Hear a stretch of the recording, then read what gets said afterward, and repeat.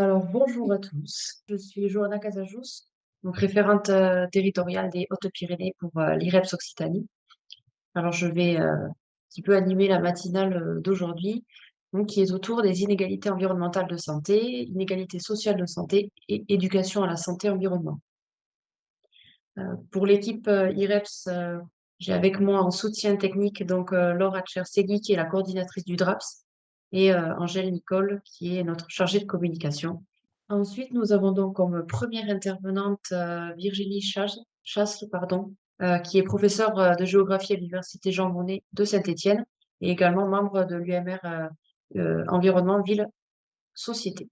Donc, Madame Chasles va nous parler des inégalités environnementales de santé, de leur évolution au cours du temps, et elle va nous apporter donc des données de cadrage au niveau national et au niveau mondial.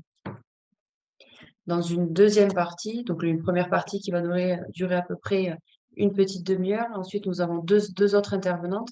Donc, Capucine Bonduel, qui est coordinatrice de projet en réseau santé-environnement Graines Occitanie. Et également Carole Alarcon, chargée de projet référent territorial pour le Tarn à l'IREPS Occitanie. Et toutes deux, donc, membres du R2ESE. Nos deux intervenantes vont présenter la grille d'analyse ESE-ISS. Donc, cette grille, elle permet d'analyser la place des inégalités sociales de santé dans les projets d'éducation en santé-environnement qui peuvent être mis en place. Alors, donc, pour rappel, un petit peu peut-être pour ceux qui connaissent peut-être moins l'IREPS euh, Occitanie. Donc, c'est l'instance régionale d'éducation et promotion de la santé. Donc, c'est l'IREPS qui porte ce dispositif du DRAPS, donc du dispositif régional d'appui en prévention et promotion dans la santé. C'est ce dispositif-là qui porte notamment les matinales qu'on vous propose tout au long de l'année. Donc, l'IREPS, c'est une association loi 1901 qui a plusieurs missions, notamment d'apporter un appui méthodologique aux porteurs d'action. On contribue aux politiques publiques de santé et à l'animation des territoires. On est un appui à la conception et à la mise en œuvre de programmes à caractère régional ou local. Il y a également une partie formation, donc on développe la formation pour renforcer les compétences des professionnels. Ensuite, on propose également un appui documentaire aux professionnels et au public. Et ensuite, il y a une partie un peu moindre, mais néanmoins présente. Donc, on peut intervenir en éducation pour la santé auprès des publics. Voilà pour l'IREPS Occitanie. Si on se ressente un petit peu plus sur le DRAPS, donc le dispositif d'appui en prévention et promotion de la santé, c'est un dispositif qui est régional et partenarial avec une programmation fondée sur les besoins des acteurs. Vous avez peut-être vu, voilà, sur les territoires, on demande un petit peu les besoins que ressentent les professionnels en formation, en information, pour que, au niveau de l'équipe DRAPS, ils puissent préparer les programmations. Et ensuite, donc, ce dispositif, il permet de s'informer, de se former et d'échanger autour des actions en prévention et promotion de la santé sur les départements de la région Occitanie. Là, également l'idée des matinales où on peut avoir une connaissance des actions qui peuvent être menées à différents endroits de la région Occitanie. Alors, les matinales, comme ce matin, elles ont plusieurs objectifs. Alors, d'abord, il s'agit de favoriser les échanges sur les pratiques de recherche interventionnelle en santé publique et en promotion de la santé. Également, ça permet de soutenir le développement de projets de recherche innovants, de valoriser des projets issus de la recherche, de mobiliser des données probantes, et ensuite également d'évoquer les freins ou les conditions de réussite de certaines recherches, et enfin d'aborder les questions de mise à l'échelle dans un autre contexte. Donc, voici les objectifs des matinales comme celle de ce matin. Alors, la particularité de cette première matinale de la rentrée, on va dire, c'est qu'elle s'inscrit du coup dans un cycle de 5 visioconférences qui sont autour de la santé-environnement. Donc là, c'est 5 prochaines matinales qui vont avoir lieu. s'inscrivent dans cette grande thématique de mieux comprendre les enjeux de santé environnement en prévention et promotion de la santé. Donc la première est aujourd'hui. Il s'agit donc des inégalités environnementales de santé. Et ensuite, vous en avez plusieurs jusqu'au 21 octobre qui sont autour de cette santé-environnement. Alors, pour certaines, pour la plupart, les inscriptions sont déjà ouvertes. Vous pouvez retrouver ces informations sur le site du DRAPS. Et ensuite, pour la dernière, donc les inscriptions ne sont pas encore ouvertes, mais elles devraient être ouvertes dans les semaines avant. Donc, n'hésitez pas, si jamais vous souhaitez suivre un cycle complet ou quelques-unes, à aller vous inscrire. Dans tous les cas, toutes ces matinales seront enregistrées, disponibles en replay les semaines suivant la réalisation de la matinale. Donc, je reviens à la thématique de cette première matinale. Donc, il s'agit d'aborder les inégalités environnementales de santé, les inégalités sociales de santé et l'éducation à la santé-environnement. Donc, ces trois termes assez différents que je vais essayer de vous donner quelques éléments de définition assez succinctement. Après, nos intervenantes voilà, reprendront un petit peu tout ça plus en détail. Pour ce qui est des inégalités environnementales de santé, donc tout d'abord, vous n'êtes pas sans savoir que les changements au niveau du climat, que l'importance de l'environnement est de plus en plus prégnant. L'environnement est également donc un déterminant de la santé. Nous savons qu'il a une influence sur la santé des populations, et cela par le biais de deux mécanismes, donc soit liés à l'exposition, c'est-à-dire que sur un territoire donné, les sources de pollution, par exemple, elles ne sont pas réparties de manière égale sur tout le territoire. Donc, au niveau des populations, nous ne sont pas tous exposés au même risque. Il y a également un mécanisme qui est celui de la susceptibilité ou de la vulnérabilité. Donc, au niveau individuel, les personnes ne réagissent pas de la même manière, par exemple, selon leur genre, leur âge, leur catégorie socio-professionnelle, par exemple. Voilà, donc ça, c'est des exemples.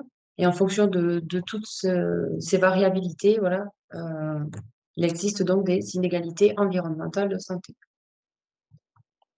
Pour ce qui est des inégalités sociales de santé, alors il n'existe pas de définition universelle, mais elles ont été définies donc comme toute relation entre la santé et l'appartenance à une catégorie sociale, ou encore des différences systématiques évitables et importantes dans le domaine de la santé. Et cela peut être observé entre des groupes sociaux. L'OMS définit ces différences comme inacceptables et potentiellement évitables, et inéquitables et injustes. Donc c'est pour ça qu'on parle d'inégalité. Là aussi, ça renvoie donc à des disparités qu'il peut y avoir au niveau d'un territoire, par exemple. Et enfin, donc une troisième notion qui va être abordée ce matin, c'est celle d'éducation à la santé-environnement. Donc cette notion-là, il faut savoir qu'elle provient donc de la rencontre de deux champs d'action, une partie concernant l'éducation à l'environnement et au développement durable, et l'autre qui concerne donc l'éducation et promotion de la santé. Donc, ces deux champs, le croisement de ces deux champs a fait naître cette notion d'éducation à la santé et à l'environnement. Donc celui-ci, c'est un processus éducatif qui tend à rendre les individus acteurs de leur santé et de leur environnement. Alors l'idée, c'est de renforcer le pouvoir d'agir des individus, mais aussi à l'échelle des communautés. Et le but, c'est donc de réduire les inégalités territoriales, inégalités environnementales et sociales de santé. Voilà. Donc cette dernière notion regroupe un petit peu les deux précédemment cités. Voilà, j'ai abordé succinctement ces trois notions-là. Je vais donc laisser la parole à nos intervenantes pour la matinée. Je vous remercie déjà de m'avoir écouté. Et ensuite, donc, n'hésitez pas au fur et à mesure des interventions à noter vos questions au niveau du chat. Et ensuite, dans la dernière partie de la matinée, moi, je reprendrai un petit peu vos questions pour pouvoir les poser aux intervenantes. Merci beaucoup. Et donc, je laisse la parole en premier lieu à Virginie Chasse. Merci beaucoup.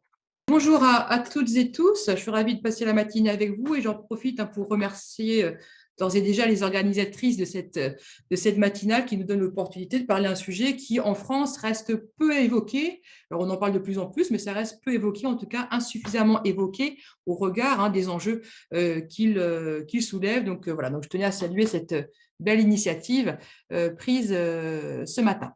Donc, comme indiqué en introduction, donc je suis Virginie Schall. Oui, donc les S sont inutiles dans mon nom, donc voilà, ils sont là que pour embêter les personnes qui essaient de le prononcer. Donc, Virginie Schall, je suis géographe de la santé et je m'intéresse, moi, de manière générale, aux inégalités spatiales de santé et notamment à celles qui sont induites par les évolutions et dégradations environnementales.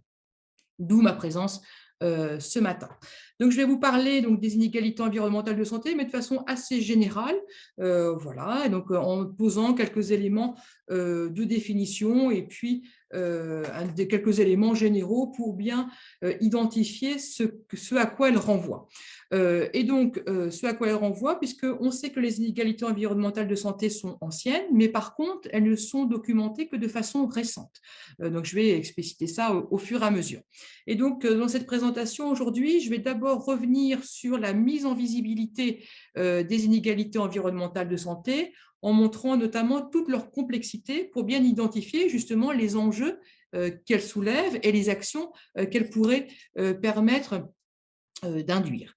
Donc voilà, donc j'insisterai aussi beaucoup sur la définition de ces inégalités environnementales de santé et notamment tout ce qu'elles recoupent pour encore une fois qu'on identifie bien, toute la pluralité des enjeux qu'elles soulèvent. Donc pour ce faire, je prendrai quelques exemples internationaux au départ et puis surtout parce que le temps finalement va vite passer, je me focaliserai surtout sur le cas de la France dans la présentation, mais vous pourrez me poser des questions sur d'autres contextes si ça vous est utile. Et puis en conclusion, j'introduirai tout simplement, mais on pourra en parler un petit peu plus longtemps durant le temps d'échange, j'introduirai donc un peu une lecture géoéthique des inégalités environnementales, ce que Johanna peut-être de façon implicite a fait en évoquant certains positionnements de l'OMS qui parlent non pas d'inégalités environnementales de santé, mais qui parlent parfois d'injustice environnementale. Et donc là, ça renvoie justement à des enjeux éthiques. Et donc, voilà, j'essaierai d'apporter quelques éléments de discussion par rapport à ça. Et donc, pour commencer, je vais donc retracer non pas l'apparition des inégalités environnementales de santé en tant que telles, mais plutôt leur mise en visibilité, leur reconnaissance. Et donc, pour ce faire, avant de s'intéresser à la santé à proprement parler, il faut d'abord s'intéresser à ce qu'on appelle tout simplement les inégalités environnementales, puisque c'est la reconnaissance d'abord de ce type d'inégalité qui a permis de mettre en lumière un autre aspect des inégalités de santé qui, jusqu'alors, étaient surtout appréhendées d'un point de vue au prisme du social. Et justement, au fur et à mesure que l'on va prendre conscience d'inégalités environnementales, on va prendre conscience en même temps d'un autre aspect constitutif du processus de construction des inégalités de santé. Donc, premier point. Alors, attendez, si je le fais pour ça, voilà, donc je viens directement ici. Donc, cette question des inégalités environnementales, elle est évidemment ancienne, mais c'est surtout à partir des années 80, aux États-Unis d'abord, qu'elles vont être mises en lumière, et ceci grâce à l'émergence d'un mouvement social qui est le mouvement de justice environnementale. Alors, ce mouvement de justice environnementale, vous en avez probablement déjà entendu parler, mais pour simplement en redonner quelques éléments, il s'agit d'un mouvement qui est apparu donc, aux États-Unis d'abord, à la suite de plusieurs mobilisations visant à dénoncer des situations d'injustice environnementale subies par les minorités ethniques. Et il est alors constaté que les individus ne sont pas égaux face aux dégradations de l'environnement, certains subissant plus que d'autres les effets négatifs liés aux activités humaines. Et donc, c'est une mobilisation qui, peu à peu, va émerger et va prendre de l'ampleur. C'est une mobilisation qui est issue d'abord d'une mobilisation sociale qui, aux États-Unis, s'inscrit dans la suite du mouvement des droits civiques initié par Martin Luther King dans les années 60, et donc un mouvement qui, à partir justement de l'observation de la localisation, des logiques de localisation de certaines sources de pollution, va révéler une autre forme des rapports asymétriques de pouvoir que l'on peut constater au sein de la société états-unienne notamment. Et donc, un constat donc, d'inégalité environnementale qui va s'étayer, qui va se consolider au fur et à mesure eh bien, du temps et qui va donc d'abord être, enfin, au début des années 80, hein, quand le mouvement émerge, va d'abord être établi dans quelques localités et puis peu à peu, eh bien, les études, les observations, les témoignages vont se multiplier et c'est une injustice plus globale à l'échelle des États-Unis qui va être peu à peu mise en évidence et qui va donc se caractériser par le fait que les minorités ethniques, et plus particulièrement les minorités afro-américaines, amérindiennes et aussi hispaniques, voilà, et aussi les minorités socio-économiques, eh bien, il va être clairement révélé que ce sont celles qui sont les plus exposées aux aménagements et infrastructures les plus polluants. Donc, c'est notamment le sujet du rapport, hein, que je vous ai mis sur la diapositive, là, et qui va montrer clairement que les logiques de localisation de certains équipements, comme les grands axes routiers, comme les aéroports, comme les industries chimiques, comme les incinérateurs de déchets ou bien encore les sites de stockage de déchets dangereux, eh bien, les logiques de localisation de ces équipements ne sont pas socialement neutres. Donc, c'est le point de départ. Et il se trouve que ce mouvement de justice environnementale, donc, dans un premier temps, hein, il va être clairement circonscrit aux États-Unis, et puis peu à peu, il va se diffuser au-delà du continent américain et arriver au début des années 2000 en Europe. Alors, en Europe, on ne parle pas de mouvement de justice environnementale en tant que tel, mais disons que les réflexions qu'il a soulevées eh bien, vont voilà, se diffuser dans d'autres contextes géographiques, dont en Europe, même si eh bien, l'entrée, hein, enfin, la façon dont on va aborder la question ne va pas s'exprimer exactement de la même façon, mais pour autant, ça va être le début d'un certain nombre justement de réflexions et de recherches sur ces questions-là. Alors, comme Johanna le disait en introduction, au départ, quand on parle d'inégalité environnementale, cela renvoie donc effectivement aux inégalités d'exposition aux dégradations environnementales. Et quand on parle de dégradation environnementale, ça fait référence à la pollution, bien sûr, mais aux nuisances, parmi lesquelles les nuisances sonores, par exemple. Ça fait aussi référence aux risques naturels ou à l'impact des évolutions climatiques. Donc, c'est vraiment très, très, très large. Voilà, en sachant que malgré tout, ce qui est le plus documenté, ce sont les inégalités d'exposition à la pollution. C'est vraiment ce que l'on connaît, voilà, ce sur quoi on a le plus d'informations. Et puis, peu à peu, cette définition va s'élargir et aujourd'hui, ça inclut d'autres réalités, d'autres dimensions, parmi lesquelles les inégalités d'accès aux ressources. Voilà, donc ressources liées à la biomasse, liées à l'eau, liées au foncier, hein, donc vraiment aux ressources naturelles, si je puis dire, hein, au sens large, avec des préoccupations les préoccupations qu'il a pendant très longtemps a surtout concerné les pays émergents et en développement parce que, évidemment, une partie de la population reste encore largement tributaire, hein, de ces ressources-là. Et puis, on voit bien que cette préoccupation, aujourd'hui, concerne aussi les pays dits développés, en tout cas les plus anciennement industrialisés. On l'a vu clairement cet été, hein, avec pénurie, hein, d'un certain nombre de ressources, parmi lesquelles l'eau. Et là, on se rend compte que le problème, cette préoccupation prend une ampleur, hein, universelle, si je puis dire. Donc, en tout cas, ça fait aussi, quand on parle d'inégalité environnementale, ça inclut aussi ces inégalités d'accès aux ressources. Et puis, ça inclut également les inégalités d'accès aux aménités environnementales. Donc là, ça renvoie aux éléments naturels des contextes géographiques, donc aux éléments naturels qui représentent un attrait pour les habitants. Donc, ce sont les espaces verts, c'est la qualité et la diversité de la biodiversité, c'est la présence d'eau, c'est la qualité, l'esthétique paysagère, c'est tout cela, hein. Et donc, là encore, on considère que certains bénéficient davantage que d'autres d'aménités environnementales de qualité, hein, voilà. Donc ça, c'est une autre inégalité qui est incluse dans cette question-là. Et puis, peut-être moins connu, mais je le dis quand même parce que on va voir que ce n'est pas sans impact sur la santé. Quand on parle d'inégalité environnementale, cela intègre également les inégalités face aux politiques environnementales. Et ce à quoi ça fait notamment référence ici, c'est au fait que certaines catégories de population subissent plus que d'autres les effets sociaux des politiques environnementales. C'est le cas, par exemple, lorsque eh bien, on a des politiques environnementales qui se basent notamment sur la taxation des carburants. Hein, ça nous rappelle évidemment l'émergence du mouvement des Gilets jaunes, puisque lorsque l'on est dans ce type de politique environnementale, eh bien, évidemment, hein, le poids économique, leurs conséquences économiques pèsent inévitablement plus lourdement sur certaines catégories sociales que sur d'autres.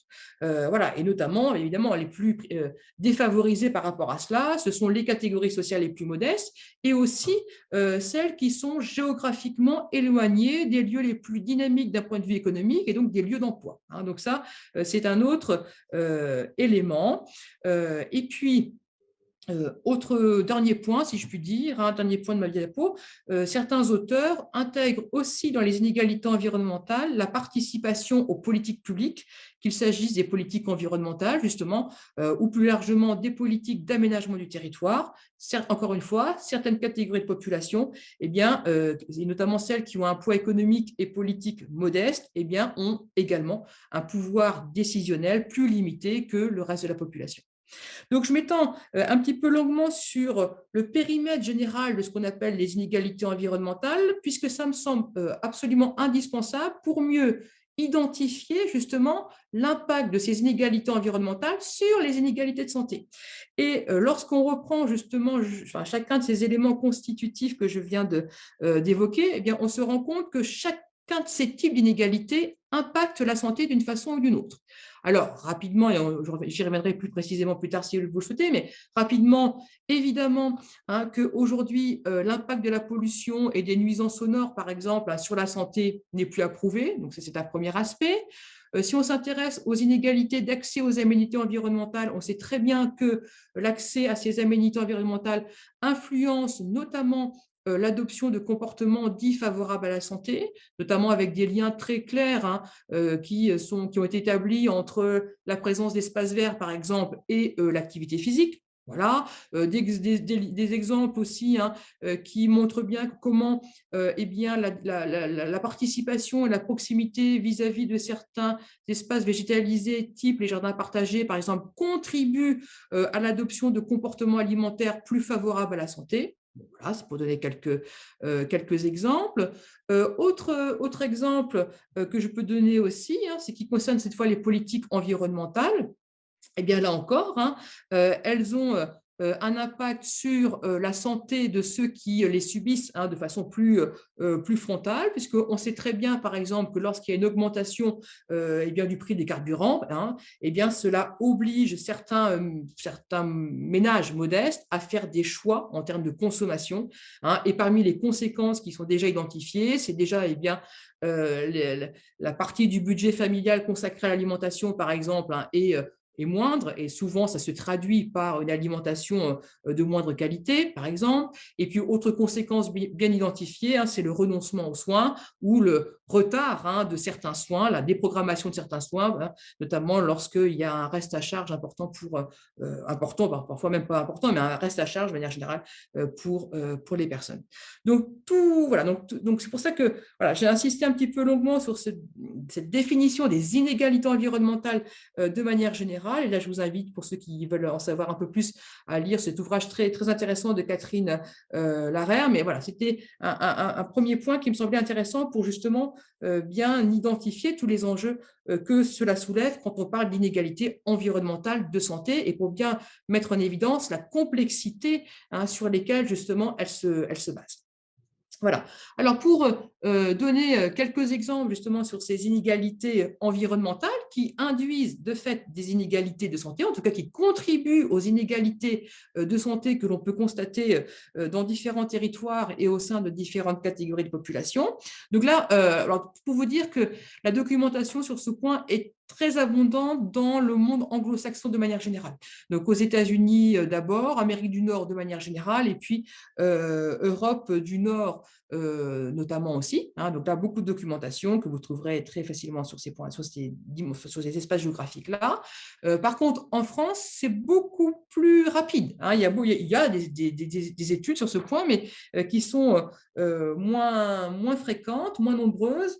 Alors, parmi les exemples que je voulais vous citer, il y a les travaux précurseurs de Lucie Lorient, qui, dans une première étude menée donc, en France en 2008, donc, qui a été menée sur les 36 600 communes françaises, et cette étude a montré clairement que que les communes françaises, justement, ne sont pas également exposées aux équipements polluants et aux sites industriels à risque, et que c'est dans les communes dans lesquelles les habitants ont les revenus les plus faibles, et aussi les communes qui comptent une plus forte proportion de population immigrée, que le nombre d'équipements tels que je viens de les citer, hein, sont les plus nombreux. Donc là, une première corrélation, hein, qui est faite entre le niveau de présence des équipements possiblement polluants et à risque et le statut socio-économique prédominant des habitants. Donc, une première étude qui avait été menée en 2008 et puis qui a été corroborée par une seconde, toujours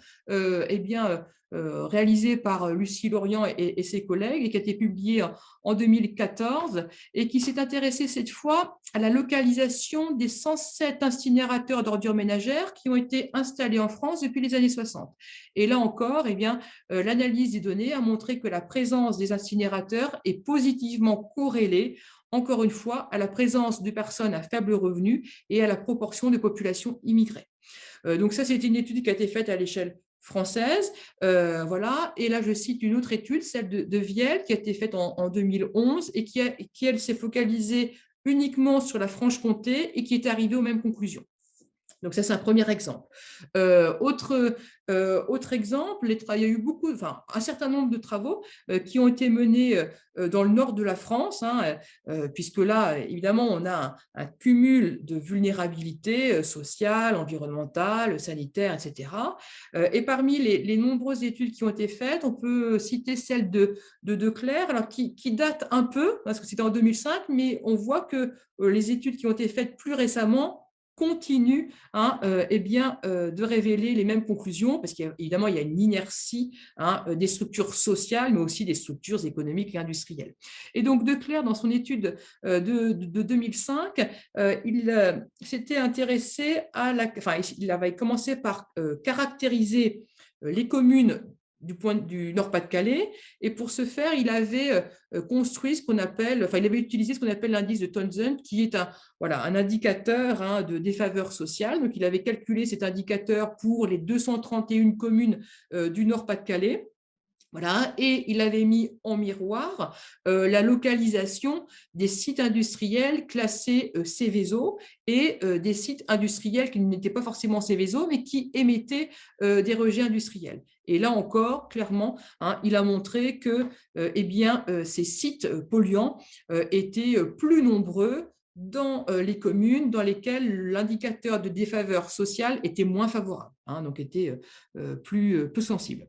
Voilà. Et puis plus récemment, pour aller dans le même ordre d'idée, à Dunkerque, une étude a été faite par le géographe Ocelli avec ses collègues, encore une fois, et qui a montré, donc, à partir, encore une fois, de l'analyse d'un indice de désavantage social, et en se basant aussi sur des mesures de biosurveillance environnementale, cette étude a montré que les quartiers situés à proximité des usines sont les plus défavorisés d'un point de vue social.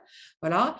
Et en complément, il a été montré aussi, dans le même temps, que les populations les plus défavorisées vivent dans un environnement plus fortement contaminé. Donc là encore, une relation claire a été montrée. Donc, tous ces exemples montrent que les logiques de localisation des infrastructures et équipements polluants ne sont pas neutres d'un point de vue social, et que certains territoires et populations sont exposés de manière disproportionnée par rapport à d'autres, au motif, le plus souvent, qu'ils bénéficient d'une reconnaissance sociale et politique moindre. Et c'est dans ce sens qu'on peut parler donc d'injustice socio-spatiale. J'y reviendrai en discussion si vous le souhaitez.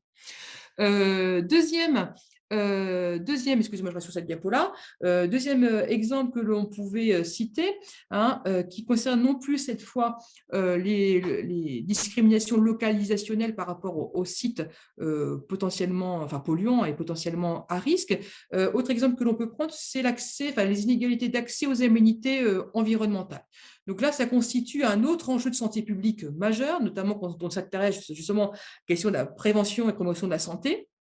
Et donc là, l'inégalité ne réside pas dans le fait que certains territoires soient mieux pourvus que d'autres en ressources naturelles, ça c'est les lois du hasard, je dirais, hein. Donc il est évident que tous les espaces anthropisés ne peuvent pas disposer de les mêmes superficies de forêts, de parcs, d'espaces naturels protégés, ça c'est évident, et ce n'est pas une inégalité en tant que telle. Voilà. Par contre, l'inégalité advient lorsque la mise en valeur justement des ressources naturelles ou la mise en valeur justement de ces potentialités naturelles ou de ces aménités environnementales eh bien, bénéficie eh bien, à certains plus qu'à d'autres. Voilà. Et de la même façon, l'inégalité survient lorsque justement l'inégal accès à ces aménités environnementales n'est pas corrigé. Et donc, sur ce point, on a bien vu hein, durant le confinement, eh bien, enfin, ces inégalités sociales d'accès aux espaces verts ont bien été mises en évidence hein, durant le confinement, avec là un constat, une observation assez générale qui a pu être faite et qui a montré que les ménages urbains les plus modestes étaient moins nombreux à avoir accès dans un rayon de 1 km, hein, vous vous souvenez de ce fameux rayon de 1 km, voilà, avoir un moindre accès justement aux espaces verts. Voilà. Et donc, pour terminer sur cet aspect-là particulier des aménités environnementales, ce que l'on peut dire, c'est que si l'absence de décision d'aménagement du territoire dans ce domaine ne dégrade pas la santé de ceux qui en sont privés, dans le même temps, cela ne permet pas non plus son amélioration, à la différence de ceux qui en bénéficient.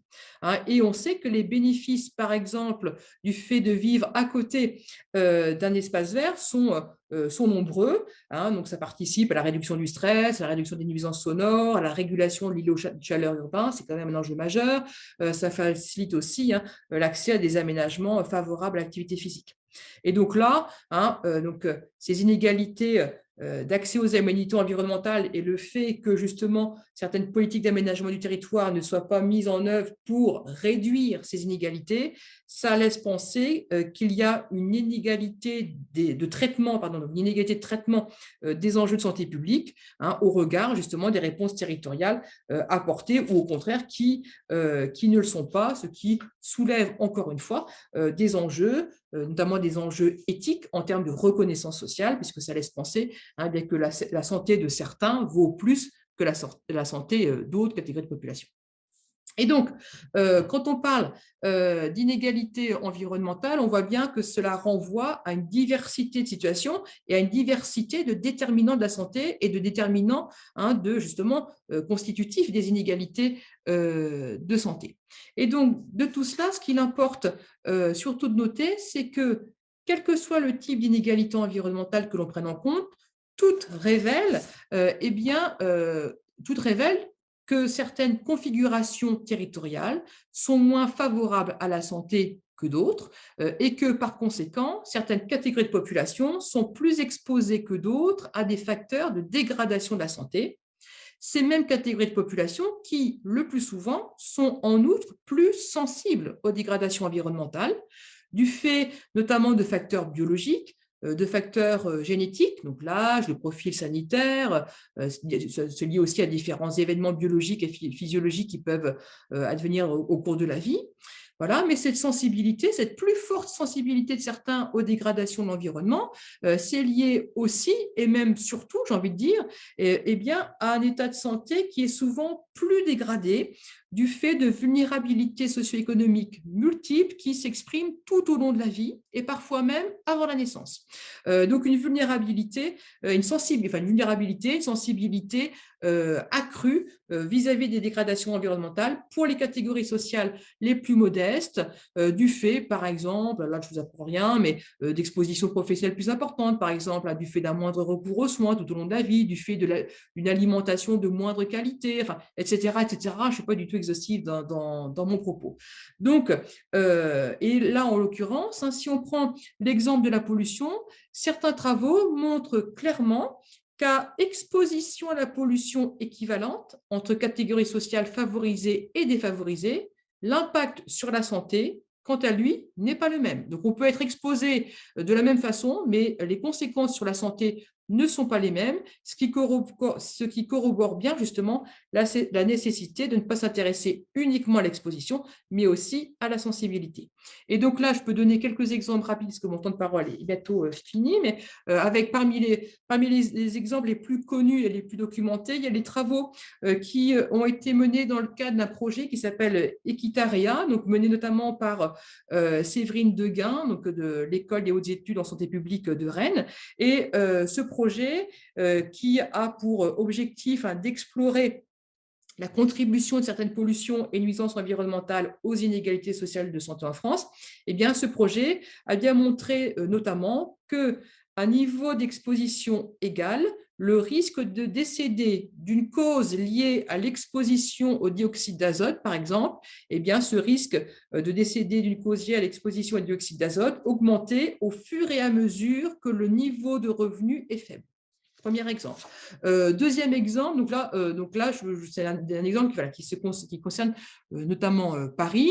Dans un autre programme de recherche qui s'intéresse cette fois à Strasbourg, donc les travaux menés par Havard et ses collègues, et bien là encore, il a été montré que le risque d'infarctus du myocarde était plus élevé dans les iris, donc dans les quartiers les plus défavorisés, et ceci alors même que le niveau de particules fines n'y est pas forcément plus élevé. Donc là encore, ça montre une plus grande sensibilité vis-à-vis de ce type de pollution.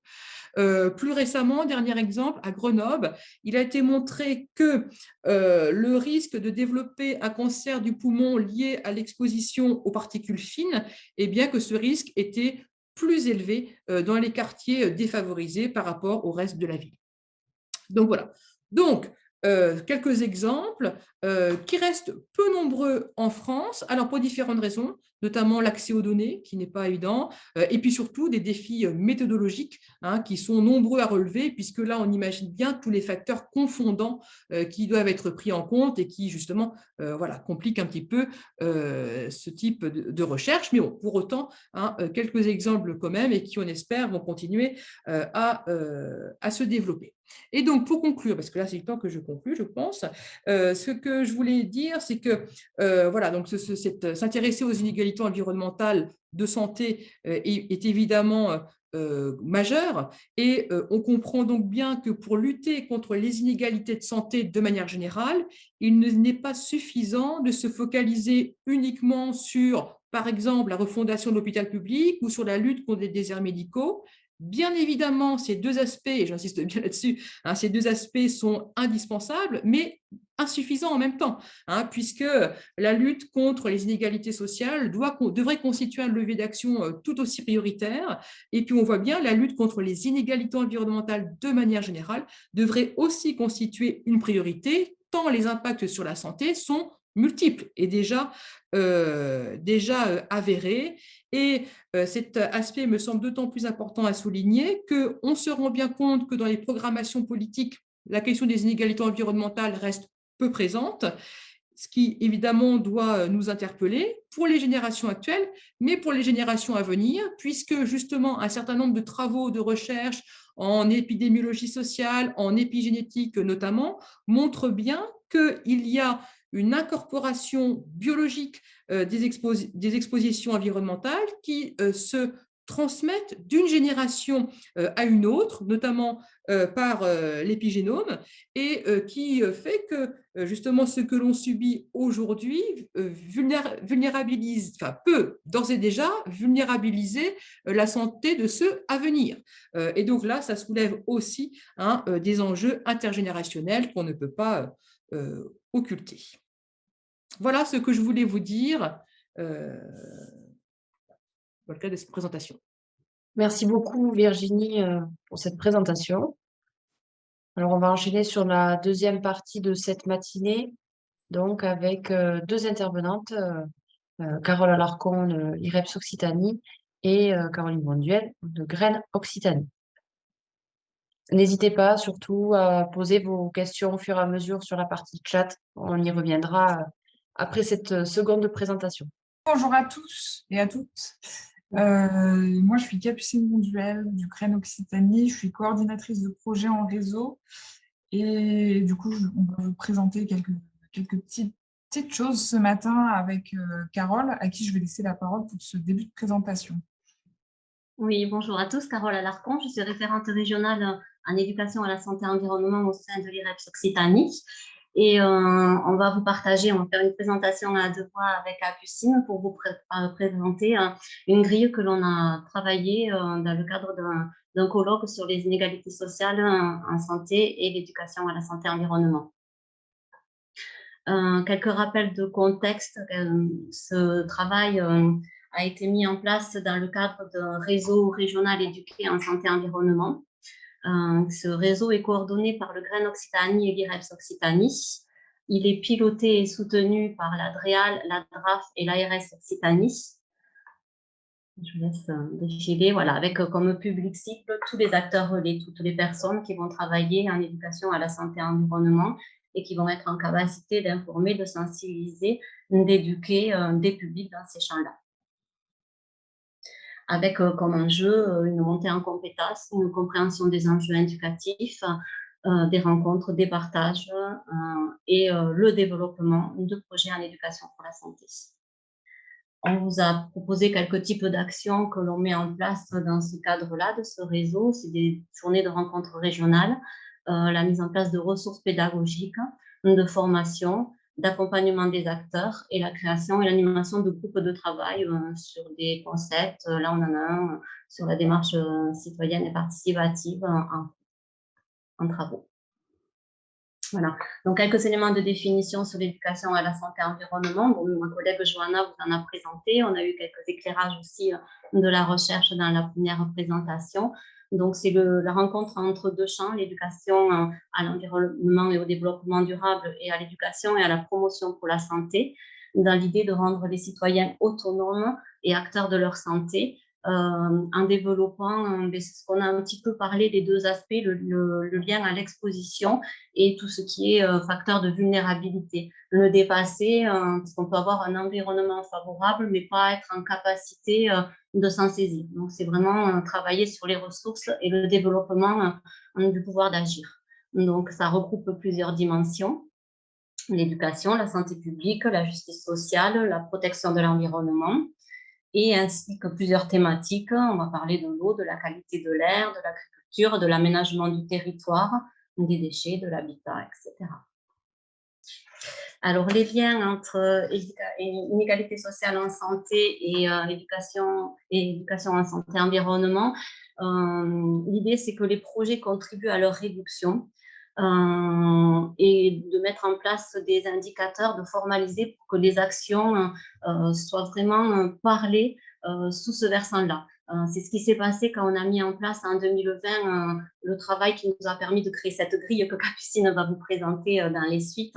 C'est en fait quand on prenait contact avec des projets, des acteurs et des partenaires qui mettaient en place des projets,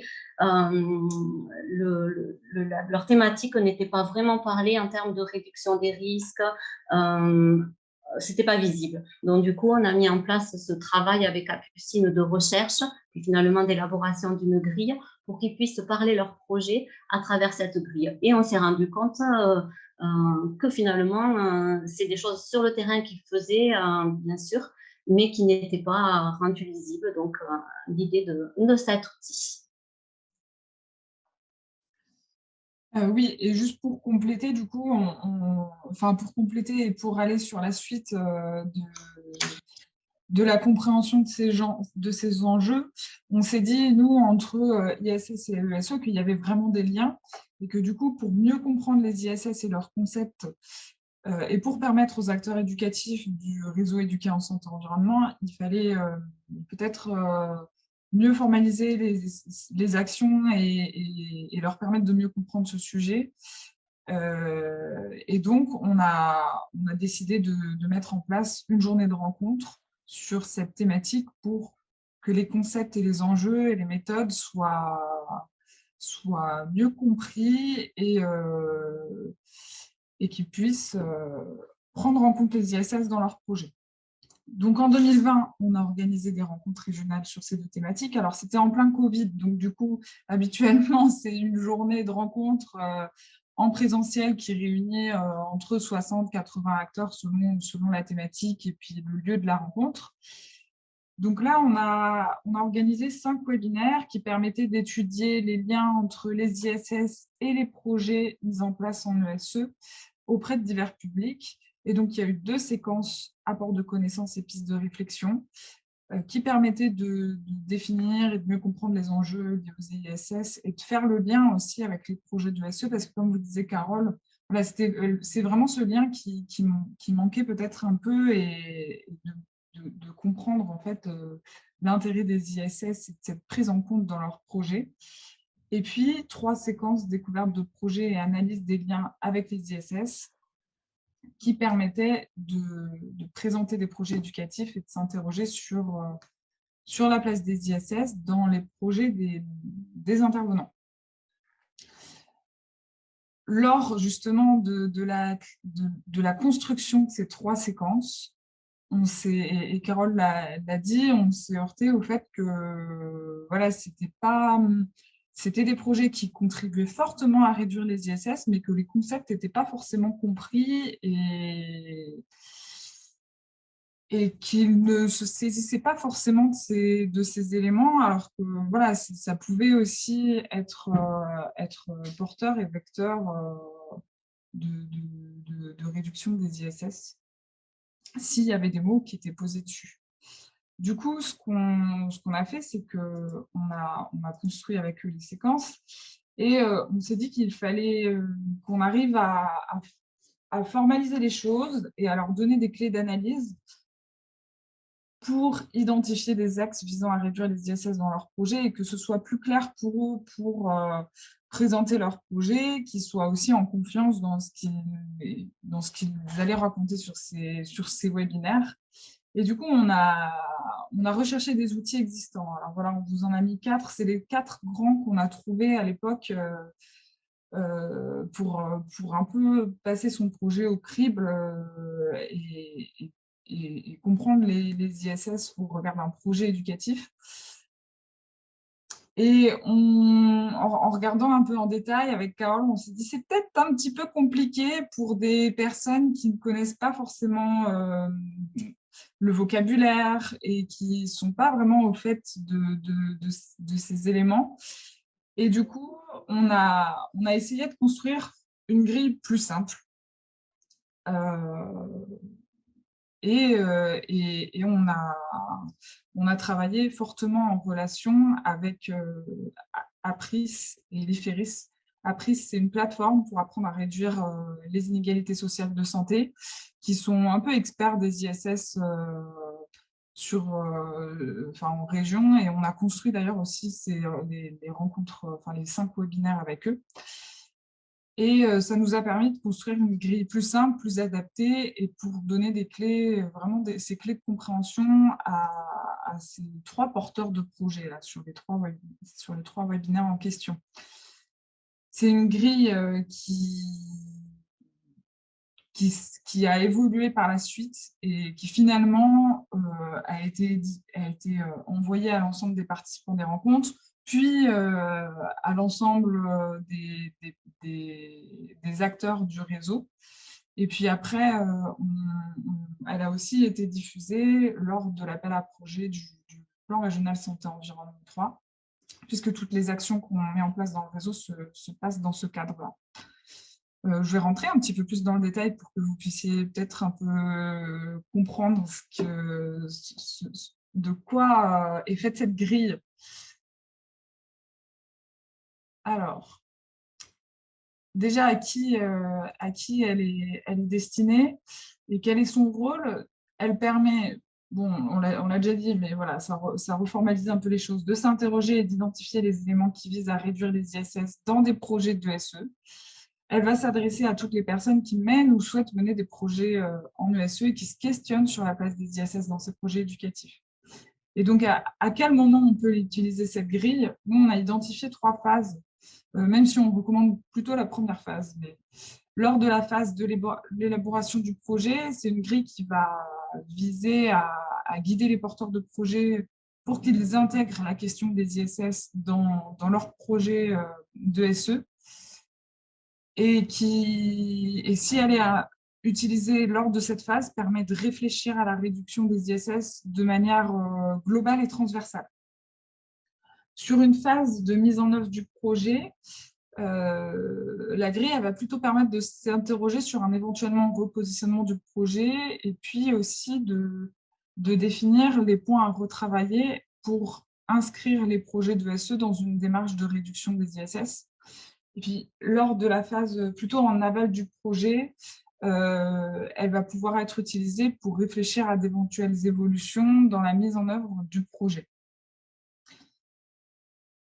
Alors, qu'est-ce qu'elle contient vraiment? Parce que c'est ça qui est aussi intéressant quand même. Il y a plusieurs éléments. On a souhaité la construire de telle manière à rendre les acteurs autonomes dans leur utilisation. Et donc, on a plusieurs catégories de points abordés qui vont permettre de visualiser en un clin d'œil les critères qui vont être questionnés pour identifier et analyser la place des ISS dans un projet d'éducation à la santé environnement. Donc là, on a la contextualisation du projet, l'analyse globale de la situation, les déterminants de la santé. Alors là, ça paraît un peu, peut-être, ça peut paraître un peu flou comme ça, mais je vais vous donner des exemples après pour que vous ayez un petit peu plus de matière. Ensuite, on a associé à chaque point abordé des questions à se poser qui permettent de s'interroger sur le fond du projet et qui sera, on va dire, analysé au regard des ISS. Pour bien comprendre les questions qu'on a indiquées, on a ajouté des éléments d'analyse complémentaires qui vont permettre de saisir le sens de la question et de fournir aussi des pistes d'orientation, de réponse. Et puis, on a aussi la colonne « En quoi est-ce important ?» qui permettent de démontrer en quoi les éléments questionnés vont donner lieu à la réduction des ISS et donner des pistes vraiment de compréhension. Alors, hop, je vais par exemple aller faire un petit focus sur les déterminants, le point déterminant de santé pour que vous ayez un petit peu un visuel de la grille. Donc voilà, par exemple, les points abordés dans les déterminants de santé, il va y avoir prendre en compte les déterminants de santé et la mise en œuvre de votre projet. Et donc, les questions à se poser dans la mise en œuvre dans sa mise en œuvre, votre projet prend-il en compte des caractéristiques individuelles des participants? Si oui, lesquelles? Donc, âge, genre, facteur héréditaire, handicap. Dans sa mise en œuvre, votre projet prend-il en compte des caractéristiques sociales des participants? Donc là, on va expliquer un peu classe sociale, groupe de référence, type d'emploi, difficultés linguistiques, etc., avec des exemples. Et puis après, on a la case en quoi c'est important de, du coup, prendre en compte les déterminants de santé dans la mise en œuvre de son projet, et on a des éléments d'explication. Hop, pour peut-être aller sur une autre catégorie de points abordés, pour avoir d'autres éléments sur l'évaluation du projet. Donc, on va parler de la méthode, de la démarche, des critères d'évaluation. Et donc, est-ce que vous avez réfléchi à la démarche d'évaluation dès la construction du projet?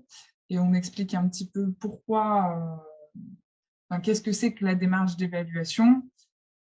Et puis, pourquoi c'est important de prendre en compte cet élément-là dès la mise en œuvre du projet. Donc, on ne va pas tout lire ensemble, sinon ça va être un peu long. Et à chaque fois, alors là, on ne l'a forcément pas vu dans les 2 exemples que je vous ai mis, on a à la fin une case et une question qui regroupe un petit peu tout ça. Donc là, c'est en quoi et comment votre projet prend-il en compte les besoins du public cible, parce qu'on est sur le point abordé des publics et l'évaluation des besoins dans la mise en œuvre de son projet, qui va être proposé à la fin de chaque gros point abordé pour porter un regard global sur les réflexions soulevées et pour créer un espace aux prises de notes qui permet de synthétiser un petit peu les éléments qu'ils souhaitent développer. Et puis ces questionnements, on s'est dit aussi que ça permettait d'accompagner les porteurs de projets dans cette démarche de réduction des ISS. Et de manière un peu plus globale, quand on a construit la grille, voilà, nous, on ne s'est pas dit c'est une grille qui va permettre de remettre en question la qualité d'un projet, ni de porter un jugement, mais plutôt de s'orienter vers une conscientisation des ISS et de la réduction de ces dernières. Et on a aussi insisté sur le fait que pour réduire les ISS, il ne fallait pas forcément cocher toutes les cases et pour que le projet vise à réduire les ISS, mais qu'un gros ou 2 gros axes, c'était suffisant, et que si les autres axes étaient peut-être un peu moindres, c'était soit développer par la suite, soit développer les autres, ceux qui sont vraiment prégnants dans le projet en question. Et autre point que j'oubliais, on a aussi insisté sur le fait que, on recommande en tout cas de consacrer un temps de travail entre acteurs concernés et entre partenaires, entre personnes qui construisent le projet ensemble, pour enclencher une sorte de démarche collective et partager les points de vue, les différentes réflexions que ça pourrait susciter. Voilà un peu sur la grille. Alors, je suis allée assez vite, mais Carole, peut-être que tu as des éléments pour compléter. Je pense que tu as été quand même assez exhaustive. Donc, vraiment, l'importance, c'est vraiment, oui, comme tu dis, on est en cours de construction, ou même on peut être dans une finalité d'évaluation et prendre cet outil en main à ce moment-là. Et même si tous les items et les critères ne sont pas répondus, ça permet, dans la suite, c'est le but d'une évaluation, c'est de les prendre en compte ou de voir comment on pourrait raccrocher. Ça permet même des fois de raccrocher des partenaires ou des publics, ou de travailler un peu plus sur l'adhésion des publics. Enfin voilà, chacun va trouver certainement des marges d'évolution de leur projet en se saisissant de cette grille. Après, peut-être pour aller plus loin sur les liens ISS et ESE, et pour ouvrir un peu les discussions, nous, on coordonne également un site internet. Carole, tiens, d'ailleurs, je vais te laisser… Oui. En fait, c'est juste que voilà, on a mis en place depuis l'année dernière, il est ouvert au public, le site Agir en ESE. C'est un site qui permet de fournir des ressources pédagogiques, documentaires, informatives sur la thématique. Et c'est aussi un site participatif puisqu'il permet de recenser des documents, des événements et des acteurs. Et du coup, on vous incite fortement à vous inscrire dessus et à nous faire part d'événements, d'actions ou d'articles que vous auriez créés sur le sujet, puisqu'après, il permet à chacun d'aller s'en saisir. Et on n'a pas beaucoup de données probantes sur des actions encore en éducation à la santé et environnement. Donc, du coup, d'aller vous recenser, ça nous permet de vous connaître et peut-être dans la suite de tous ces travaux qu'on mène, aller travailler sur des actions que vous menez et voir comment on peut les rendre encore plus visibles en les qualifiant de prometteuses. Voilà. Et donc, sur le site Agir en ESE, on vous en parle bien sûr parce que c'est un complément d'information, mais aussi parce que vous allez y retrouver la grille. Et là, je vais passer la main à nouveau à Capucine qui va un petit peu naviguer dessus pour vous expliquer comment on se recense peut-être. Ça peut être intéressant, ça peut être l'occasion. Et l'endroit de la grille peut-être aussi, là où elle est. Oui, j'avais pas forcément prévu de faire un tour dessus, mais en tout cas, vous indiquez que vous pouvez retrouver l'ensemble des webinaires qu'on a réalisés, les 5 webinaires dans le cadre du réseau sur le site internet, puisque à la fois, du coup, comme le disait Carole, ça recense des ressources informatives, mais aussi les événements qu'on mène. Et puis que vous pouvez vous créer un panier de ressources.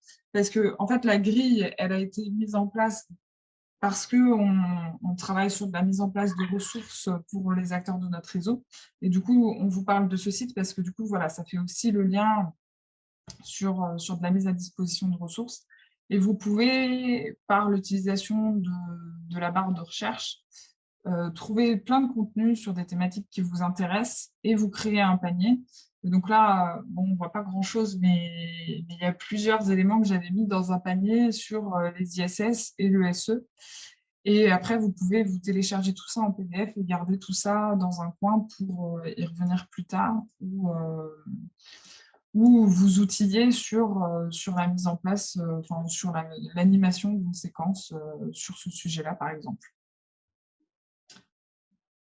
Voilà un petit peu. Je ne sais pas s'il y a des questions, mais je pense que voilà, la séquence sur les questions va arriver. Je vais relaisser la main à Johanna. Merci beaucoup à toutes les deux. Et c'est vrai qu'on va enchaîner du coup avec la partie questions-réponses. Donc déjà, merci à toutes les trois pour votre présentation qui se sont bien complétées. Je rappelle que du coup, les supports, tout sera mis à disposition sur le site du DRAPS d'ici quelques semaines avec voilà, toutes les informations qui vous ont été transmises. Donc, vous aurez accès à tout ça. Je vais peut-être commencer par des questions qui ont été posées plutôt pour la première présentation, pour Virginie. Il y a eu une première question qui autour d'une étude. Est-ce qu'il existe des études sur l'impact sur la santé des populations? Exemple, donc, la personne, donc, c'est Valérie Policarpo de l'IREPS qui nous demande si voilà, il y a des études sur le taux de maladies chroniques, maladies cardio-pulmonaires, des cancers, qui sont réalisées et qui mettent vraiment en évidence l'exposition à des polluants, par exemple. Est-ce qu'il y a des études en France précises comme ça qui existent ou pas forcément encore Alors, merci Valérie, je crois, pour c'est cette ça. question. Alors, en France, ce type d'études existe déjà en Amérique du Nord essentiellement et Europe du Nord aussi. Donc là, il y a vraiment une documentation, quand on fait une revue de la littérature sur ces aspects-là. Clairement, il est montré que dans notamment les quartiers qui sont les plus proches du trafic routier, donc ça a été très bien montré aux États-Unis et au Canada notamment, et donc ils sont exposés aux polluants, qui sont davantage exposés aux polluants liés à la circulation automobile. Il se trouve que les quartiers qui vivent à proximité, de ce type de grandes infrastructures sont souvent des quartiers dans lesquels la défaveur sociale est plus importante. Et là, clairement, il a été montré une incidence de certaines maladies chroniques beaucoup plus élevée que ce qui est attendu. Donc là, c'est clair, bon, pour des maladies chroniques type hypertension, type maladie cardiovasculaire, il y a des liens aussi de plus en plus fréquents qui sont montrés avec le taux de surpoids et d'obésité aussi. Donc là, oui, à l'international, je dirais, il y a vraiment une littérature abondante qui met en évidence exposition à la pollution socialement différenciée et incidence des maladies chroniques, notamment, là aussi, est socialement différenciée. En France, c'est moins évident. Ce qu'on arrive à mettre en évidence maintenant, c'est ce que par exemple, les exemples que j'évoquais tout à l'heure, et c'est déjà une première avancée, si je puis dire, ce qu'on arrive à déjà mettre en évidence, c'est que ceux qui sont à exposition égale eh bien, l'incidence de certaines maladies liées à la pollution va être plus importante pour les personnes les plus défavorisées. Donc voilà, mais c'est fait là. Donc c'est déjà, donc ça répond, ça rejoint ce que j'ai dit tout à l'heure pour ce qui est montré à l'échelle internationale, mais c'est moins fréquent, c'est moins systématique encore. Mais ça commence, voilà, il y a quand même quelques petites études, parmi lesquelles celle que j'ai évoquée tout à l'heure, et vous verrez quand vous aurez accès au support de présentation, la dernière diapo, il y a toutes les références bibliographiques dans leurs détails pour que vous puissiez aisément les retrouver. Voilà, mais bon, voilà. Non, mais par contre, oui, voilà, parce que vu que je réfléchis en tant que je parle, une relation qui est quand même, voilà, enfin, faite dans de plus en plus de contextes géographiques. Et ce qui est intéressant aussi de noter, c'est qu'au départ, justement, enfin, on se focalisait sur certaines maladies chroniques, voilà, mais hypertension, pathologie cardiaque, par exemple. Mais aujourd'hui, on se rend compte que finalement, ça en concerne plein d'autres encore. Comme là, les liens avec l'obésité, par exemple, bon, c'est de plus en plus documenté et c'est voilà, un résultat plus récent, si je puis dire. Donc, on a encore plein de choses à découvrir. Alors, je ne sais pas si Déjà, Valérie, j'ai bien répondu à vos questions.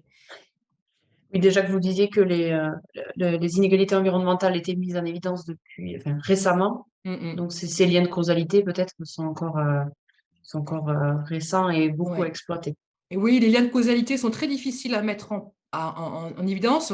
On a de fortes suspicions, mais la suspicion n'est pas assez convaincante, notamment pour les décideurs politiques. Hein, donc voilà, et la construction de la preuve est encore aujourd'hui difficile parce que justement, quand on s'intéresse au profil épidémiologique des catégories de population, ben voilà, c'est pas facile de dire ben voilà, qu'est-ce qui fait que ces catégories de population là souffrent de davantage de pathologies que d'autres? Est-ce que c'est lié justement à des déterminants purement sociaux? Est-ce que c'est lié à des déterminants génétiques? Est-ce que c'est lié à un cadre de vie de moindre qualité? On sait que c'est lié à tout ça en même temps, mais quel est le poids de chacun de ces déterminants? D'un point de vue méthodologique, ça constitue encore aujourd'hui un enjeu majeur. Voilà. Donc, par contre, on peut se dire qu'une fois que les méthodologies seront bien établies, bien consolidées, bien éprouvées, etc., là, les études vont pleuvoir. Là, tellement, on pourra justement travailler plus aisément sur cette question-là. Donc, ce doit être des études qui se réalisent sur un peu du long terme. Donc, même s'il y en a qui ont débuté il y a quelque temps pour avoir un recul et des données, il va falloir peut-être attendre un petit peu. Il faut du temps, notamment pour avoir des échantillons, des cohortes qui ont, d'un point de vue statistique, qui sont significatifs. Voilà. Et puis, les analyses, notamment quand on travaille sur des marqueurs biologiques, toutes les analyses, elles sont très onéreuses. Donc, ça veut dire que voilà, ça suppose aussi que les financements derrière, ça suive. Donc, voilà. Donc, effectivement, c'est des recherches au long cours, si je puis dire. Oui, c'est un sujet assez jeune. On a aussi ONEL certainement qui va aider à faire ce type d'études. Je pense qu'il va y avoir, il y a déjà des choses qui commencent, mais c'est vrai que les indicateurs étaient plutôt pris un à un. Et là, le croisement va se faire beaucoup avec le ONEL, je pense, cette salle santé. Qui est d'ailleurs le sujet de la prochaine matinale. Voilà, dans ce cycle des matinales autour de la santé environnement. Bien sûr, il y a plein de choses. Donc, je pense qu'en plus, ça va se croiser, se regrouper. Donc, on va avoir plein d'éléments de données et d'informations. Donc, voilà, pour le petit rappel. Très bien. Je pense que la réponse va dans le sens de la question, donc je pense que ça devrait être bon. Ensuite, on a une autre question, du coup, autour des inégalités d'installations polluantes. Ce que vous avez parlé. Euh, donc ça, c'est une question de Virginie Falcucci. Excusez-moi, je défile un petit peu. Alors, qui demandait si le fait que les populations plus précaires soient les plus touchées, est-ce que c'est plutôt une conséquence géographique des territoires, plus qu'un choix géopolitique donc, elle donne un exemple. Excusez-moi, parce que c'est un petit peu long, donc je ne suis pas très claire. On vient de donner l'exemple des centres-villes où il y a plus de classes favorisées en général, mais que dans tous les cas, même si c'était pas le cas, que c'était pas des populations plutôt aisées, ça serait impossible par manque de place de créer des infrastructures polluantes, pardon. Donc forcément, ça serait quand même une zone géographique qui serait protégée entre guillemets. Donc, ce serait des populations qui seraient favorisées dans ce sens-là.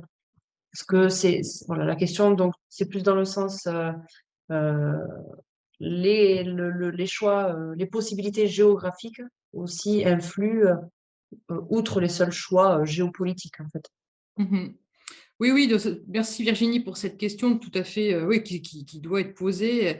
Alors évidemment, quand un industriel décide d'implanter une nouvelle usine de production, peu importe quoi, bon, on se doute bien qu'il n'y a pas l'intention de nuire aux populations de la commune dans laquelle il va s'installer. Alors, et que de toute façon, cet industriel-là, il est contraint par le foncier. Donc, effectivement, ces industriels-là, ils s'installent là où il y a la place. Donc, ça, c'est un premier choix. Et puis, ensuite, ils s'installent aussi là où les acteurs économiques et politiques locaux sont favorables justement à son installation. Or, c'est là que déjà, il y a des inégalités de traitement face à cette demande de localisation industrielle, par exemple, parce qu'on se doute très bien que prenons deux communes qui ont la même réserve de foncier et donc qui pourraient possiblement accueillir un nouveau site industriel, eh bien, une commune dans laquelle il y a des acteurs politiques très dynamiques, où il y a un tissu économique dynamique, où il y a des catégories sociales plutôt supérieures, etc., eh bien, il va y avoir beaucoup plus de résistance à ce type d'installation-là, parce qu'on est face à des catégories de population qui sont très attachées à la qualité de leur cadre de vie, à l'esthétique de leur paysage, etc. Hein, et qui ont le poids, la connaissance, le poids, la maîtrise des acteurs, la maîtrise des outils, justement, pour empêcher l'installation de ce type d'installation. A contrario, dans les communes où on a un tissu socio-économique beaucoup plus difficile, des populations vraiment plus défavorisées d'un point de vue socio-économique, donc d'une part, elles n'ont pas un poids décisionnel, c'est ce que j'évoquais tout à l'heure, elles n'ont pas un poids décisionnel assez important, elles sont peu consultées en termes de politique justement locale, en termes de politique d'aménagement du territoire, et puis justement, ce sont des communes qui doivent aussi répondre à des besoins sociaux et donc qui ont besoin que certaines industries s'installent là parce que ça fait des dynamiques économiques locales. Donc voilà, donc là, il y a quand même des choix politiques qui ne s'opèrent pas de la même façon selon le profil des habitants de ces communes. Et puis, ce que je veux dire, c'est que là où ça peut aussi poser problème, si on part du principe que la localisation, c'est le hasard, je dirais, des disponibilités foncières, bon, très bien, mais il n'en demeure pas moins que ces industriels-là, par exemple, ont tout à fait conscience de l'impact de leur activité sur leur environnement de proximité. Et les décideurs politiques qui ont accepté cette installation-là ont aussi tout à fait conscience de ce que ça peut impliquer en termes de dégradation du cadre de vie pour les populations. Et donc là, ça veut dire qu'une fois que ça s'est identifié, normalement, et c'est en ça que je parlais de lecture géoéthique ou d'enjeux éthiques, ça supposerait qu'une réparation des dommages possiblement causés par cette installation industrielle soit faite. Hein, eh bien, en travaillant sur une plus grande information des populations exposées sur les risques encourus, en installant justement d'autres types d'équipements, d'autres types d'aménagements qui viseraient à réduire les risques induits par l'industrie en présence, etc. Donc voilà, sauf qu'on se rend bien compte que le plus souvent, il n'y a pas de logique de réparation des dommages possiblement causés qui est mise en place par les acteurs locaux. Donc c'est en ça que là encore, on peut parler d'inégalité de traitement et de discrimination localisationnelle. C'est peut-être un petit peu dur comme expression, mais voilà, encore une fois, ça montre bien qu'il n'y a pas c'est pas neutre socialement. Voilà, Virginie, j'espère que c'était clair. Oui, oui. Il y a donc Nadège Ferré qui répondait un petit peu à cette question-là et qui a remis l'accent sur cette justice sociale en disant que pour prendre soin de la santé, de l'environnement, il faut surtout une justice sociale. Et donc, ça rejoint un peu ce que vous disiez. Tout à fait. Alors là, c'est une question plutôt donc, pour la grille. Donc, c'est Sarah Kozoro qui demande si vous avez une visibilité sur son utilisation par les acteurs de terrain. Est-ce que vous avez des retours voilà, vis-à-vis de l'utilisation de cette grille? Alors, on a les participants des fameux webinaires de 2020 qui l'ont utilisé avec, dans un premier temps, une crainte d'être en décalé de leur action qui avait été pensée dans un autre cadre, enfin, pas avec cette référence-là, et qui se sont surpris à s'y retrouver beaucoup quand ils détaillaient les items, quand ils déroulaient les items, et donc qui disaient que ça leur avait donné des biais de lisibilité, de formulation qu'ils n'auraient pas du tout pensé, alors que leur action était vraiment posée là-dessus. Donc, ça a permis de faire focus sur des éléments pour eux. Ensuite, elle est apparue dans l'appel à projet du PRS3 sur les lauréats du PRS3 de la dernière mouture qui a commencé l'année dernière. Et ce qu'on a eu en ligne, qu'on a vu, nous ont dit que ça leur avait permis à certains de bâtir leur réponse à l'appel à projet, qui s'en était servi pour ça. Mais je ne sais pas, Capucine, je te laisse compléter. Oui, ça, effectivement, ça leur a permis de structurer un peu leur projet et de bien comprendre aussi la structure d'un projet à la fois en éducation, promotion de la santé et puis en EDD aussi, en fait, parce que voilà, c'est quand même des choses qui se regroupent et qui font l'éducation à la santé et environnement. Et puis, on a aussi formalisé un temps de travail lors d'une formation en début d'année sur une formation qui s'axait sur l'habitat et le lien aux inégalités sociales de santé. Donc là, tous les participants à ce type de formation, ils viennent, ils participent en mettant déjà en place des projets sur l'habitat. Et du coup, comme l'objet de la formation, c'était un peu ça, de faire le lien avec les ISS, on leur a proposé un temps de travail autour de cette grille. Et on a eu plutôt des retours positifs dans le sens où voilà, ça leur permettait d'appliquer finalement les concepts appris pendant la formation à leurs projets, même si c'était des projets assez thématiques en fait.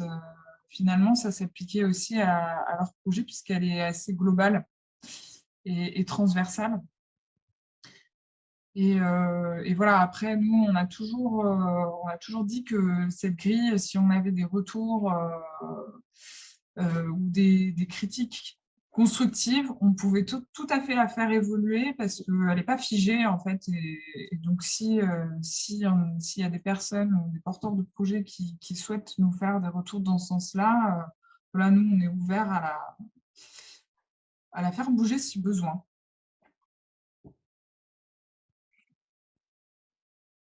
Très bien, merci. Je vais revenir vers vous, Virginie, je pense. Alors, il y a Laure Tchersegui, du coup, de l'IREPS qui met un peu le point, l'accent sur, c'est vrai, ces deux politiques pensées en silo, comme elle l'a écrit, de la prévention, promotion de la santé, et d'un côté, la politique écologique. Donc, de ces deux parties-là. Et voilà, alors qu'on voit bien que plus la santé est fragilisée, plus la sensibilité aux facteurs environnementaux semble augmenter. Donc, elle se demandait s'il y avait des politiques locales qui tentaient de sortir de ces approches cloisonnées, s'il y avait peut-être des outils ou des dispositifs qui étaient mobilisés pour un peu croiser ces deux politiques un peu différentes ou pas forcément encore. Merci Laure pour cette question. Alors, j'ai pas connaissance, donc j'ai peur de dire des bêtises, mais de ce qui se fait partout, mais pour avoir travaillé sur différents projets avec différents acteurs autour de la santé environnementale, ce que j'observe quand même, c'est effectivement ce travail en parallèle, ce travail en silo, et que faire travailler toutes les parties prenantes ensemble, ça reste très compliqué. Donc là, c'est une géopolitique des acteurs très intéressante, mais bon, qui quand même complique sacrément la façon de travailler la production de connaissances dans ce domaine-là. Donc, probablement qu'il y a des initiatives locales qui essaient justement de mettre tout le monde autour de la table, mais ça reste à la marge, à mon avis. Mais peut-être, et ce sera l'objet de votre prochain séminaire, que justement One Health, c'est supposé aider à ça, c'est supposé à mettre tout le monde autour de la table pour travailler sur ces questions-là. Voilà, mais c'est un beau chantier quand même qui s'ouvre là. Il y a quand même beaucoup à faire. Voilà, bon, je suis désolée, ma réponse n'est pas plus solide que ça, parce que je voudrais pas, j'ai pas une connaissance assez précise de ce qui se fait dans les institutions locales, mais ça reste en tout cas effectivement majoritairement une approche en silo, même si tout le monde la condamne, tout le monde la dénonce, pour autant. Bon, le discours n'est pas suivi tellement d'actes pour l'instant. Voilà. Maintenant, est-ce que One Health permettra d'aller plus loin, au moins de ce point de vue-là? D'un point de vue méthodologique, je pense que One Health ouvre là des complexités, je ne sais pas comment on va s'en sortir, mais peut-être qu'au moins, en termes d'organisation, en termes de construction et du périmètre, justement, des acteurs qui interviendront ensemble sur des problématiques de santé environnementale, au moins, on peut se dire, c'est peut-être si déjà One Health permet d'atteindre cet objectif-là, ce sera déjà, à mon avis, pas mal.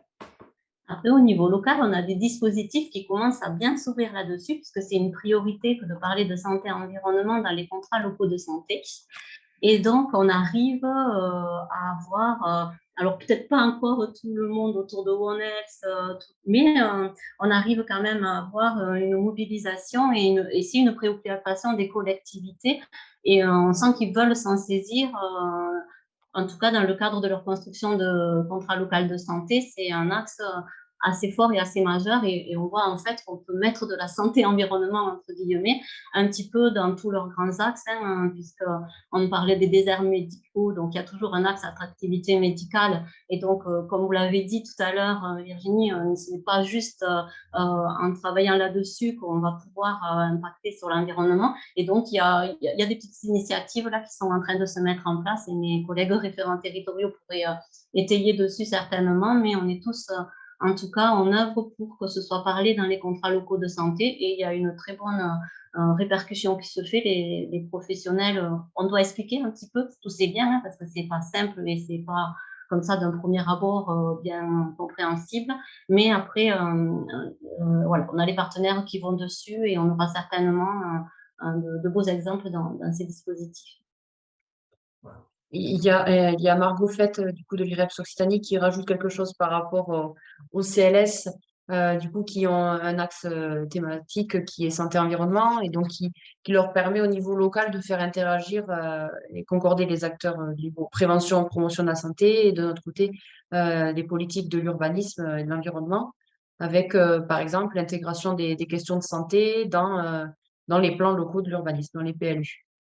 Voilà, et on a de nouveaux acteurs comme les CPIE qui venaient pas avant sur les contrats locaux de santé, qui intègrent, donc du coup, ça bouge. Voilà. Il y a une personne, donc Clémence Mioche, qui nous parle aussi des CTG, contrats global de territoire, qui dit que on peut peut-être espérer qu'à travers ces contrats-là, il puisse y avoir aussi un travail en commun qui va être réalisé. Et je répondrai aussi à ma propre question en disant que, bon, au-delà de ces réseaux partenariats qui se constituent autour de ces politiques publiques qui, effectivement, comme vous venez de le dire, sont voilà, en train de se construire, on en est quand même aux prémices, mais il y a une dynamique qui est là et qui est indéniable. Pour l'intégration, en tout cas dans les projets et dans les programmes de politique publique, je crois qu'un outil qui est aussi très important, c'est les évaluations d'impact sur la santé, qui sont vraiment, je pense, des méthodologies pour pouvoir intégrer dans les projets en amont de leur mise en œuvre, de leur développement, ces enjeux-là à la fois de santé, mais aussi environnementaux, puisque l'environnement, voilà, c'est un déterminant essentiel. Donc c'est vrai que les évaluations d'impact sur la santé, ça me semble être, en tout cas dans la partie outils, quelque chose de très important, de la même manière que la grille que vous avez présentée, Capucine et Carole. Et je profite du coup, pour faire un petit appel du pied, mais on va avoir aussi, dans le cadre de ce cycle, une matinale sur les évaluations d'impact sur la santé. Donc, pour tous ceux qui se demandent comment intégrer dans leur projet, dans leur politique territoriale ou dans leur dispositif, c'est déterminant de la santé. Et ne pas se rendre compte après coup que finalement, on aurait peut-être dû faire ça et ça et ça, et que voilà, je vous engage à suivre cette matinale qui aura lieu le 7 octobre. Je te laisse C'est très reprendre. bien, c'est très bien. Après, il y a 2 questions du coup qui sont plutôt autour de la santé psychique. Donc, parce que donc une première, c'est pour savoir s'il y a des études qui montrent cet impact, l'impact de ces inégalités sur la santé mentale. Est-ce qu'il y a des indicateurs plus pour mettre en évidence des impacts sur la santé psychique en lien avec l'accès aux aménités environnementales, des choses comme ça? Est-ce qu'au point de vue santé mentale, il y a des choses un peu qui sont établies ou pas encore? Oui, alors bon, la santé mentale, encore une fois, ça ne va pas vous étonner, c'est un peu le parent pauvre, hein. Il y a moins de documentation sur cet aspect-là, mais bon, néanmoins, c'est surtout en Europe du Nord où il y a plusieurs études qui ont été menées sur inégalité d'accès aux aménités environnementales, comme vous le disiez tout à l'heure, et niveau de stress. Ça a été clairement montré. Donc ça, avec des mesures biologiques très claires, très convaincantes. Donc voilà, donc oui, il y a beaucoup, il ne faut pas exagérer, mais un certain nombre d'études qui montrent bien effectivement que les inégalités d'accès aux aménités environnementales eh bien, induisent des inégalités en termes de santé mentale. Ça, c'est clair. Par contre, alors, par rapport à l'exposition à la pollution, ça, à ma connaissance, c'est moins documenté, enfin, en termes de santé mentale. Ce qui va clairement être, enfin, ce qui va être bien montré, c'est que les inégalités de santé de manière générale produisent, enfin voilà, enfin comment dire, que les inégalités de manière générale, sont source de pathologies mentales plus importantes. Donc là, ça c'est bien montré. Et le fait d'avoir une santé dégradée, que ce soit pour des raisons sociales ou pour des raisons environnementales, impacte inévitablement la santé mentale. Donc ça, c'est bien montré. Par contre, le détail de se dire est-ce qu'être plus exposé à la pollution nous expose à davantage de pathologies mentales, ça, c'est moins évident. D'accord. Et juste pour rappeler peut-être que cette année, les SIMS, les Semaines internationales de la santé mentale, sont sur ce lien santé mentale et environnement. Donc, il y aura des données à ce moment-là. Ce sera intéressant de voir s'il y a des choses si tout ne se focalise pas sur les aménités environnementales, et il y a des choses aussi sur la pollution, parce que ça, c'est vrai que probablement, il y a des liens aussi, mais qui sont peut-être plus difficiles à mettre en évidence. Et donc, quand on parle d'aménité environnementale, pour répondre à Virginie, là, je vois dans le chat, Oui. au chat, voilà. Ça fait référence à la présence d'espaces verts, à la présence d'eau, à l'esthétique des paysages. Donc, c'est vraiment la qualité environnementale du cadre de vie. Et on se dit qu'avoir un cadre de vie, enfin, depuis sa fenêtre, voilà, un paysage esthétique, ou en tout cas a priori un peu plus naturel, eh bien, c'est pourvoyeur d'un mieux-être comparativement à avoir vu sur une zone industrielle, par exemple, pour caricaturer un peu le propos. Mais c'est un peu ça l'idée. Et là, la promotion et prévention santé va pouvoir aussi amener son lien, parce qu'il y a avoir un environnement favorable autour de chez soi et y accéder, l'attractivité, l'adhésion. Donc, quand on a des habitudes de vie ou qu'on n'a pas certaines habitudes de vie, c'est à un moment donné trouver des projets, et il y en a de plus en plus qui sont déposés sur comment faire adhérer la population à ces environnements, le ressenti de ces environnements et ce que ça peut amener pour bien sûr développer cette capacité d'agir et de s'en imprégner. voulais juste rebondir aussi, j'ai vu le mot éco-anxiété, j'ai pas réussi à tout lire dans le chat, mais j'ai juste vu le mot éco-anxiété. C'était ça, c'était parce que des personnes disaient qu'on entendait parler de ce concept-là. Donc, voilà, vous pouvez nous en dire peut-être un peu plus? Alors, voilà, effectivement, l'éco-anxiété, alors même si ça reste encore un peu à définir, délimiter, etc., c'est encore un concept émergent, donc bon, tout reste à faire, globalement, il y a à dire là-dessus, hein. Mais enfin bon, ceci dit, on sait bien que la prise de conscience d'un risque, quel qu'il soit, est source d'anxiété. Donc voilà, tout pendant qu'on n'a pas conscience du risque, bon, bah, finalement, ça ne génère pas une angoisse très importante, mais dès lors où on a conscience du risque, bah, de fait, hein, il y a une angoisse qui apparaît. Par contre, ce qu'il faut bien noter, ce sera intéressant, je pense, qu'au fur et à mesure que cette question de l'éco-anxiété va être voilà, prise en compte et étudiée, c'est que probablement que ceux qui souffrent le plus d'éco-anxiété, si on appelle ça comme ça, ne sont pas forcément ceux qui sont les plus à risque, les plus exposés, parce que là encore, et c'est en ça que l'inégalité sociale est cumulative, c'est que pour être éco-anxieux, encore faut-il disposer d'un certain nombre d'informations qui nous permettent d'avoir la conscience justement de ce que l'on peut risquer. Donc c'est encore une question intéressante, mais qui encore une fois révèle toute la diversité des inégalités sociales et de ce qu'elles peuvent impliquer, notamment en termes de santé ressentie, par exemple, et autres. Tout à fait.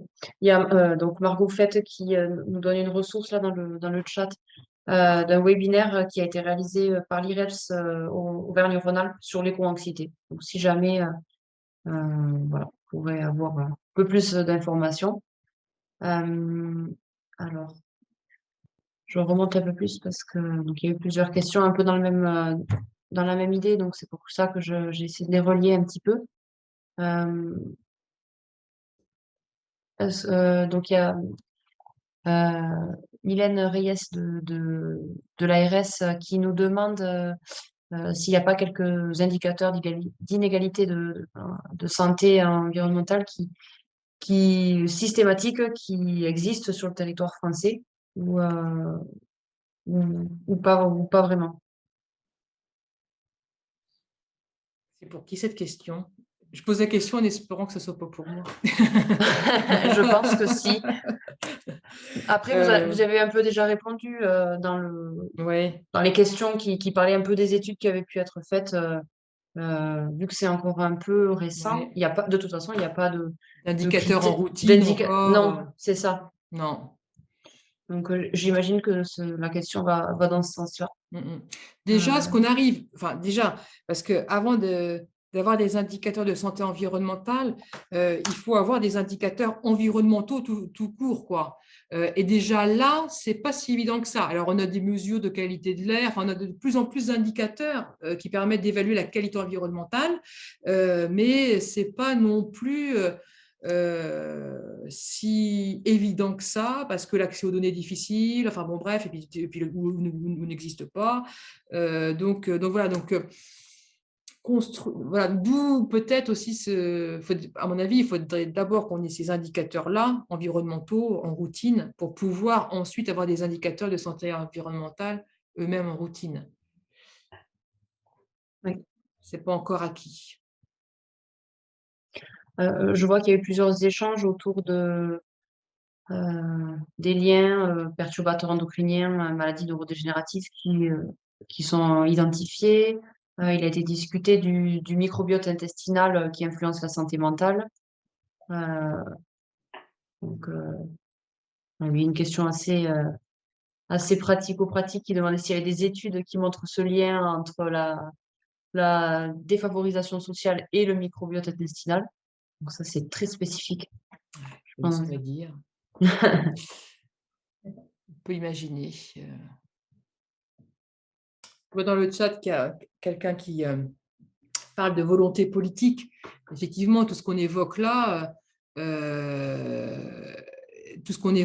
effectivement, il y a des choix politiques qui sont faits ou qui ne sont pas faits. Parce que d'un point de vue scientifique, d'un point de vue méthodologique, tout ça, on saurait faire, c'est pas le problème. Bon, et heureusement d'ailleurs. Donc voilà, mais encore faut-il que les moyens soient mis pour que justement on puisse faire ce que l'on sait faire ou qu'on a envie de faire et ce qui est nécessaire de faire. Donc là, effectivement, ce n'est rien d'autre que de la politique. Et donc, il y a des acteurs politiques qui sont plus courageux que d'autres, mais enfin bon, ceci dit, tout cela, le bilan global, c'est que pour l'instant, ça reste très, très marginal et certainement pas à la hauteur des enjeux. Ça, c'est clair. Oui, ça revient à ce qu'on disait un petit Voilà. peu plus tôt avec ces deux pendants un peu séparés.